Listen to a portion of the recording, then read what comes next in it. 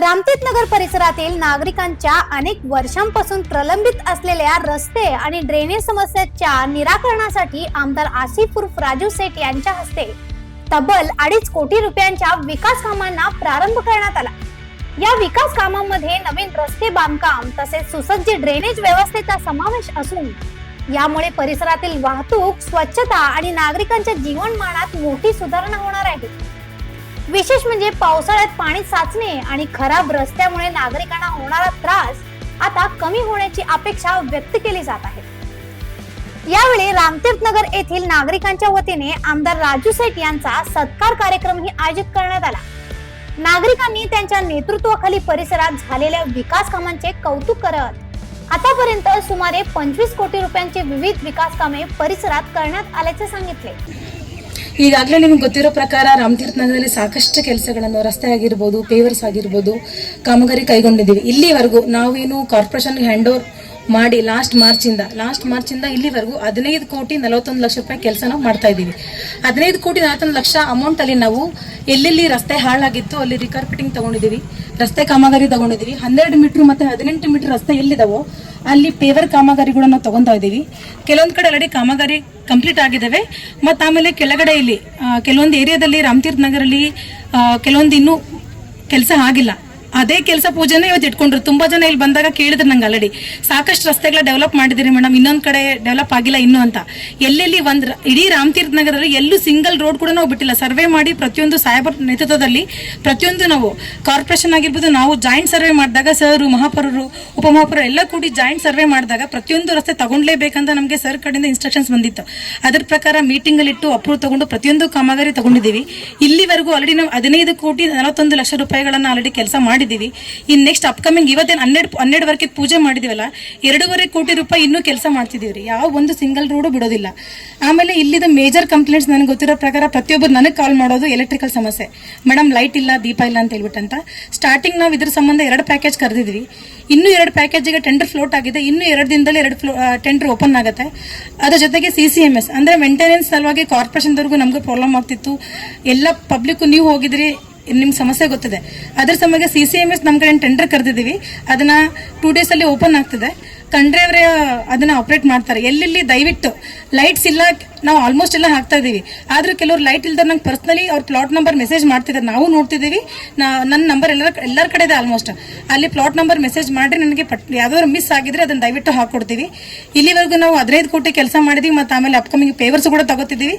ಮತ್ತೆ ಇನ್ನೊಂದು ಮೇಜರ್ ಏನಂತಂದ್ರೆ ಡ್ರೈನ್ ಕ್ಲೀನಿಂಗ್ ಪ್ರಾಬ್ಲಮ್ ಇದೆ ಅಂತ ಹೇಳಿದ್ರು ಎಲ್ಲರದು। ಅಂದ್ರೆ ಮನೆ ಮುಂದೆ ಡ್ರೈನ್, ಮೇಡಮ್ ಡ್ರೈನ್ ಚೆನ್ನಾಗಿದೆ, ಸಿಸಿ ಡ್ರೈನ್ ಎಲ್ಲಾ ಕಡೆ ಮಾಡಿದೀವಿ, ಆದ್ರೆ ಗಟ್ರಿ ಕ್ಲೀನಿಂಗ್ ಸಮಸ್ಯೆ ಇರೋದ್ರಿಂದ ನೀರು ಪಾಸ್ ಆಗ್ತಿಲ್ಲ। ತುಂಬಾ ಜನರದ್ದು ಮೇಜರ್ ಸಮಸ್ಯೆ ಇದೆ ಆಗಿದೆ। ಬಟ್ ಈಗ ನಮ್ಮ ಉಪಮಹಾಪೌರ ಸಾಹೇಬ್ರು ಹೇಳ್ದಂಗೆ ಲೇಬರ್ಸ್ ತಗೊಂಡು ಅದನ್ನ ಕ್ಲೀನ್ ಮಾಡಿಸೋ ಪ್ರೋಗ್ರಾಮ್ ನಡೀತಿದೆ, ಅದ್ರ ಪ್ರಕಾರ ಮಾಡ್ತಿದ್ವಿ। ಸಾಹೇಬ್ರ ಅದಕ್ಕೆ ಇನ್ಸ್ಟ್ರಕ್ಷನ್ಸ್ ಕೊಟ್ಟಿದ್ದಾರೆ, ಹೊಸ ಪಿಕೆನ್ ಅಪಾಯಿಂಟ್ ಮಾಡ್ಕೊರಿ, ಅದ್ರ ಪ್ರಕಾರ ಅಂತ MLA ಸಾಹೇಬ್ರು ಡೈರೆಕ್ಷನ್ಸ್ ಕೊಟ್ಟಿರೋ ಪ್ರಕಾರ ಪಿಕೆಸ್ ಅಪಾಯಿಂಟ್ ಆಗ್ತಿದೆ, ಅದ್ರ ಪ್ರಕಾರ ಕೆಲಸನೂ ಮಾಡ್ತಾ ಇದ್ದಾರೆ। ಇದೆಲ್ಲ ಇಲ್ದಂಗೆ ರೋಡು, ರಸ್ತೆ ನಾರ್ಮಲ್ ಆಗಿ ಎಲ್ಲ ಇಯರ್ಲಿ ಇಲ್ಲ 3 ವರ್ಷಕ್ಕೊಂದ್ಸಲ ರಿಪೀಟ್ ಆಗ್ತಾ ಇರುತ್ತೆ। ಬಟ್ ಮೇಜರ್ ಆಗಿ ಬಿಲ್ಡಿಂಗ್ ಇಲ್ಲಿದು ಪಾಪ್ಯುಲೇಷನ್ ತುಂಬಾ ಇದೆ। ಒಂದ್ ಸಣ್ಣ ಪ್ರೋಗ್ರಾಮ್ ಮಾಡ್ಬೇಕಂದ್ರೆ ನಮ್ಗೆ ದೊಡ್ಡ ಹಾಲ್ಗೆ ದೂರ ಹೋಗ್ಬೇಕಾಗತ್ತೆ, ಸಾಕಷ್ಟು ಪಾಪ್ಯುಲೇಷನ್ ಇದೆ ನಮ್ಮ ರಾಮತೀರ್ಥನಗರಲ್ಲಿ। ಆದ್ರೆ ನಾವು ಒಂದು ಫಂಕ್ಷನ್ ಮಾಡ್ಬೇಕು, ಒಂದು ಮದುವೆ ಕಾರ್ಯ ಮಾಡ್ಬೇಕಾದ್ರೂ ನಾವು ಬೇರೆ ಹಾಲ್ ಇಡಬೇಕಾಗತ್ತೆ। ಅದ್ರ ಸಂಬಂಧನೇ ಬುಡಾವತಿಯಿಂದ ನಾವಿಲ್ಲಿ 5 ಕೋಟಿ ಖರ್ಚು ಮಾಡ್ಬಿಟ್ಟು ಒಂದು ಹಾಲ್ ಮಾಡ್ತಾ ಇದೀವಿ ಸಾಹೇಬರ ನೇತೃತ್ವದಲ್ಲಿ। 5 ಕೋಟಿ ಖರ್ಚು ಮಾಡ್ಬಿಟ್ಟು ಹಾಲ್ ಮಾಡ್ತಾ ಇದ್ವಿ। ನೀವು ನಾಳೆ ಯಾರು ಮಕ್ಕಳು ಮದುವೆನೋ ಮತ್ತೊಂದು ಫಂಕ್ಷನ್ ಮಾಡ್ಬೇಕಾದ್ರೆ ಬೇರೆ ಕಡೆ ಹೋಗ್ಬೇಕಾಗಿಲ್ಲ, ಇಲ್ಲೇ ಹಾಲ್ ತುಂಬಾ ದೊಡ್ಡದಿದೆ ಹಾಲ್, ಎಲ್ಲಾ ಫೆಸಿಲಿಟೀಸ್ ಎಲ್ಲ ಹಾಲ್ ಇನ್ನು 1 ವರ್ಷದಲ್ಲಿ ನಿಮ್ಗೆ ರೆಡಿ ಆಗುತ್ತೆ। ಆಮೇಲೆ ಮತ್ತೆ ಶಾಪಿಂಗ್ ಕಾಂಪ್ಲೆಕ್ಸ್ ರೀ, ಇಲ್ಲೇನಾಗಿದೆ ಅಲ್ಲಿ ನಮ್ಮ ಕಾರ್ನರ್ಗೆ ಶಾಪಿಂಗ್ ಕಾಂಪ್ಲೆಕ್ಸ್ ಕೊಡ್ತೀವಿ। ನಮ್ಮ ಏರಿಯಾ ಕಮರ್ಷಿಯಲ್ ಕೂಡ ಬೆಳಿಬೇಕಲ್ಲ, is purely residential area, but ನಾವು ಕಮರ್ಷಿಯಲ್ ಕೂಡ ಬೆಳಿಬೇಕು। ಮತ್ತೆ ಏನಾದ್ರೂ ನಮಗೆ ಬೇಕಾದ್ರೆ ಅಲ್ಲಿ ಶಾಪಿಂಗ್ ಕಾಂಪ್ಲೆಕ್ಸ್ ಕೂಡ ರೆಡಿ ಮಾಡಿದೀವಿ, ಅದ್ರ ಪ್ರಕಾರ ಅದು ಕೂಡ ಒಂದು ಒಳ್ಳೆ ಕಾರ್ಯ ಇಲ್ಲಿ ನಮ್ಮ ರಾಮತೀರ್ಥನಗರದಲ್ಲಿ ನಡೀತಾ ಇದೆ। ಇದು ಬಿಟ್ಟು ಮತ್ತೆ ನಿಮ್ದು ಏನೇ ಸಮಸ್ಯೆಗಳಿದ್ರು ಸಾಹೇಬರಿಗೆ ಮನವಿ ಸಲ್ಲಿಸಿದ್ರೆ 100% ಅವ್ರು ನಮಗೆ ಗೈಡೆನ್ಸ್ ಮಾಡ್ತಾರೆ, ಅದ್ರ ಪ್ರಕಾರ ನಾವು ಕೆಲಸ ಮಾಡ್ತಿದ್ದೀವಿ ಸರ್। Thank you sir. कार्यक्रमाला बोलताना आमदार राजू सेठ यांनी विकास आणि नागरिक सुविधा सुधारणा यांना प्राधान्य देत दर्जेदार आणि वेळेत काम पूर्ण करण्यावर भर राहील असे आश्वासन दिले। ಸಂಜೆಗೆ ಒಂದು ಬಡವರಿಗೆ ಮನೆಗೆ ಹೋಗಿದ್ದಂದ್ರೆ ಸ್ವಲ್ಪ ಅನ್ನ ಸಾರು, ಸ್ವಲ್ಪ ಉಪ್ಪಿನಕಾಯಿ ಇತ್ತಂದ್ರೆ, ಒಳ್ಳೆ ಊಟ ಆಯ್ತಂದ್ರೆ ಆರಾಮ್ ಇರ್ತೀವಿ। ದೊಡ್ಡವ್ರಿಗೆ ಮನೆಗೆ ಹೋಗಿದ್ದಂದ್ರೆ ಶ್ರೀಮಂತ ಮಂದಿ ದೊಡ್ಡವ್ರ ಮನೆಗೆ ಹೋಗಿದ್ದಂದ್ರೆ ಪುಲಾವ್ ಇಡ್ರಿ, ಹೋಳಿಗೆ ಇಡ್ರಿ, ಜ್ವಾರಿ ರೊಟ್ಟಿ ಇಡ್ರಿ, ಬದನೆಕಾಯಿ ಇಡ್ರಿ, ಎಲ್ಲ ಇಟ್ಮೇಲೆ ಒಂದು ಬಾಳೆಹಣ್ಣು ಇಡ್ರಿ, ಫುಟ್ರೋ ಇಡ್ರಿ, ಎಲ್ಲ ಆಯ್ತಮೇಲೆ ಹೋಗೋ ವೇಳೆಗೆ ಏನು ಅರ್ಥ ಹೇಳ್ತಾರೆ ಮನುಷ್ಯ, ಎಲ್ಲ ಕೊಟ್ಟಿದ್ದಾನಪ್ಪ, ಹಲ್ವಾ ಕೊಡ್ಲಿಲ್ಲ ನಮಗೆ, ಹಲ್ ಪರಿಸ್ಥಿತಿ ಆಗಿದೆ. ಈಗ ಮಹಾಪೌರ ಸಾಹೇಬ್ರು, ಮಾಜಿ ಮಹಾಪೌರ ಸಾಹೇಬ್ ಹೇಳಿದ ಪ್ರಕಾರ ಅಣ್ಣವ್ರು ಇದ್ರು, ಆ ವೇಳೆಗೆ ಭಾಳ ಕೆಲಸ ಆಯಿತು, ಭಾಳ ಕೆಲಸ ಮಾಡಿದ್ರು. ಅವರು ಮಹಾಪೌರ ಇದ್ರು, ಅಣ್ಣವ್ರು ಶಾಸಕ ಇದ್ರು, ಅದು ಮರೆಬಿಟ್ಟಿದ್ದಾರೆ ಅವರು. ಕೆಲಸ ಮಾಡೋದು ನಮ್ಮ ಕರ್ತವ್ಯ, ಯಾವುದು ಏರಿಯಾ ಇರಲಿ,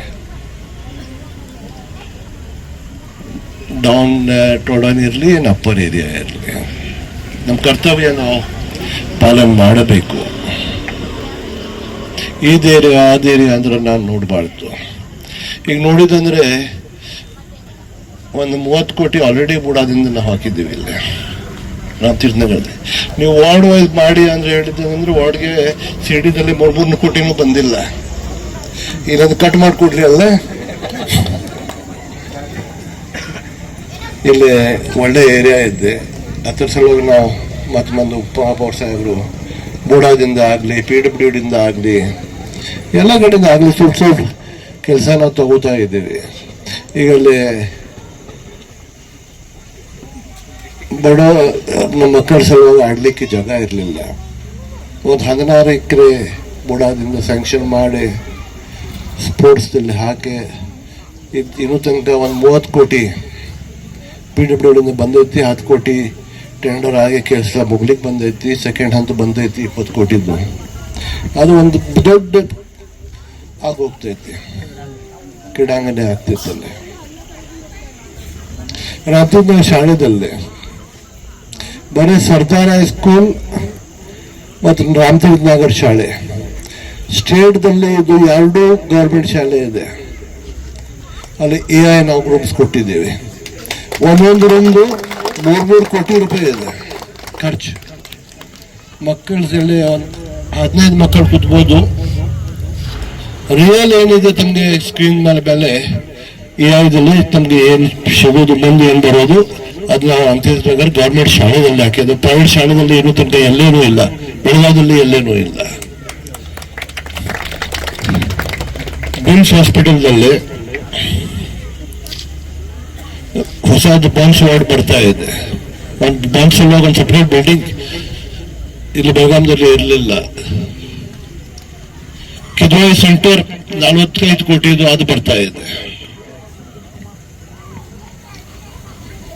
ಕ್ಯಾನ್ಸರ್ಗೆ ಪ್ರಾಬ್ಲಮ್ಸ್ ಇದೆ. ಇದು ಎಲ್ಲರಿಗೆ ನೋಡಿದಂದ್ರೆ ಶ್ರೀಮಂತ ಬಡವರಿಗೆ ಎಲ್ಲ ಯಾರಿಗೆ ಬಿಡೋದಿಲ್ಲ. ಅದು ಯಾರಿಗೆ ಯಾವಾಗ ಬರ್ತೈತೆ ಗೊತ್ತಿಲ್ಲ. ಅದರ ಸಲುವಾಗಿ ಸೆಂಟರ್ದು ಉದ್ಘಾಟನೆ ಈಗ CM ಯಾವಾಗ ಬರ್ತಾರೋ ಅದು ಸಂಸ್ಥಾಪನೆ ಮಾಡ್ತೀವಿ ನಾವು.